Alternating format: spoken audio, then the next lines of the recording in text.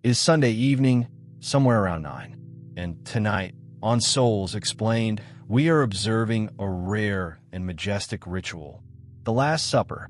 Our subject stand in the kitchen, eating with the focus of an athlete. The leftover pasta, the cheese that was supposed to be for guests, the chocolate that was hidden from a subject by the subject in a spot the subject knew about. Why the urgency? Because Monday, everything changes. There's a banner in their mind that says so. Monday is the wall between this life and the next one, and everything on this side of the wall does not count. It has to go. All of it. Tonight, you know this ritual. You have performed it. That strange goodbye tour of your own kitchen, eating things you did not even want because the new you arrives in the morning and the new you does not eat like this. Scientists call it the Last Supper effect. We call it Sunday. And here's the first clue that something is off. Nobody eats like the world is ending unless somewhere inside a famine has been announced. Remember that. It will matter later. Monday, 7 a.m. Behold, a new person. The smoothie is green, aggressively green. The salad is prepped in little containers, lined up in the fridge like soldiers. There's a workout planned, a water bottle the size of a toddler, and an inner glow that can only be described as smug. By lunch, our subject has mentioned the new lifestyle twice, unprompted. This is the saint. Monday, 9:40 p.m. We return with the night vision cameras. In the light of the open fridge, we find our subject again, standing, hunched, eating cheese directly like a raccoon that found a good bin. The salad soldiers watch in silence. Do not judge. The saint had a long day, and the day had opinions. Tuesday morning, the verdict comes in. The week is ruined anyway. We restart Monday. And just like that, 5 perfectly good days get thrown out with the cheese wrapper. Tuesday through Sunday become a waiting room. If you have lived this loop, Monday, raccoon, ruin, repeat, you are not broken. You're simply running a very common piece of software. Tonight, we read its code together. Because here is what the documentary crew found on the kitchen wall. A switch, a big, old-fashioned lever with exactly 2 positions. Up, saint.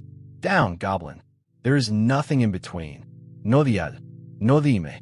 2 settings for an entire human life. And now a familiar figure walks in a frame. Dreadlocks, calm eyes, tea in hand. You may know him from previous episodes. He looks at the switch for a long time. He does not like it. Watch what this switch does, he says. 1 cookie gets eaten. On a normal dial, that is a cookie. On this switch, it is a catastrophe. The lever slams from saint to goblin. A voice announces, I have ruined everything. And since everything is ruined, the rest of the sleeve is now a formality.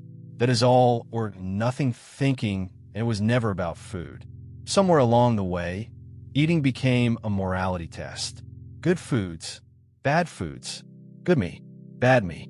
And once food is morality, every bite is a courtroom, and guilt is just something you manage between meals. No wonder you are tired. You are not running a body. You are running a trial. Follow the guide outside to a quiet little hill behind the house. The diet graveyard. He raises his lantern. Headstones everywhere. Keto 2023. It knew what it wanted. Juice Cleanse 2024. Survived 4 days. That app with the rings. Closed, but never forgotten. Every one of them was going to be the one. And every one of them died the same death. Here is the autopsy report, and it is the plot twist of this entire episode. They did not die because you were weak. They died because restriction creates rebound. An ounce of famine, and your body, which loves you and has kept you alive through every bad year, starts stockpiling. The tighter the saint pulls, the harder the goblin pulls back. The goblin is not your enemy.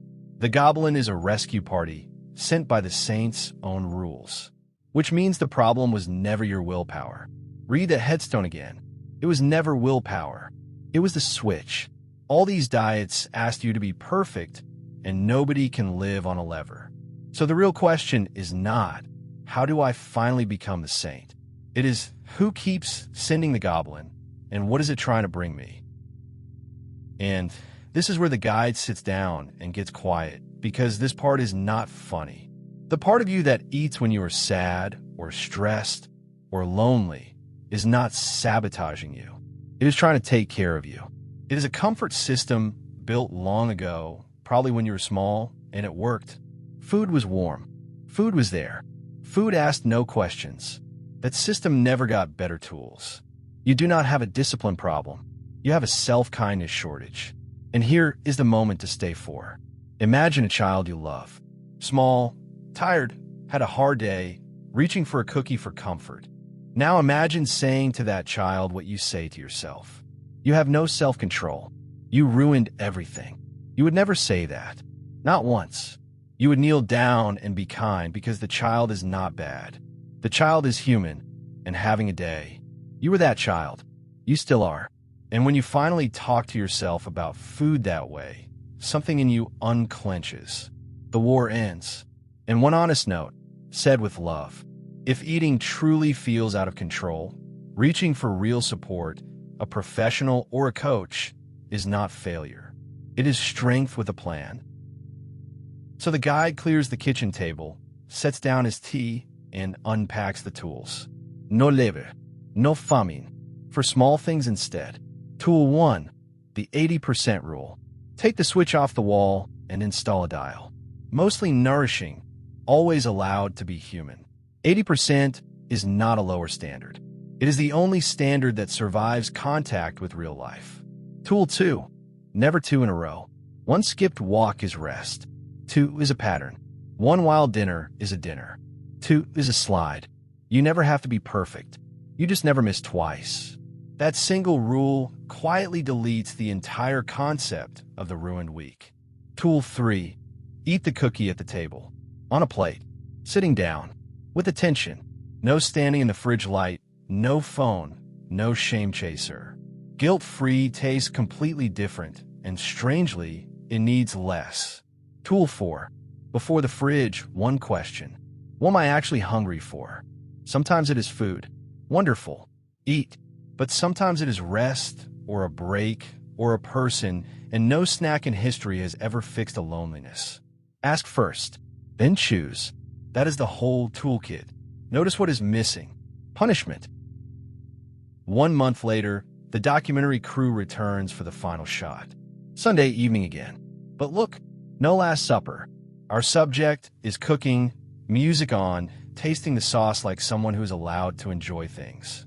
The switch is gone from the wall. There's a small dial there now, resting comfortably around 80. The fridge has lost its crime scene glow, and nobody is waiting for Monday because there is nothing to escape from anymore. This is the ending we wanted you to see. Health is not a punishment for the body you have. It is a thank you for carrying you through everything, including all those Mondays. The diet that finally works is not the strictest one or the newest one or the one with the rings. It is the one where you stay friends with yourself the whole way through. Mostly nourishing, never 2 in a row. Cookies at the table, kindness before the fridge. That is the whole revolution. And if you want company on the way, someone in your corner who works from the inside out, that is what we do at Chenzo Holistic Coaching. The address is in the description. Now, go make peace with your kitchen, from head to heart. Hey, this is Chenzo. If this touches something in you, like this video and subscribe and share it with somebody who needs it. And if you want real help on your path, come to ChenzoHolisticCoaching.com. The link is below. With love.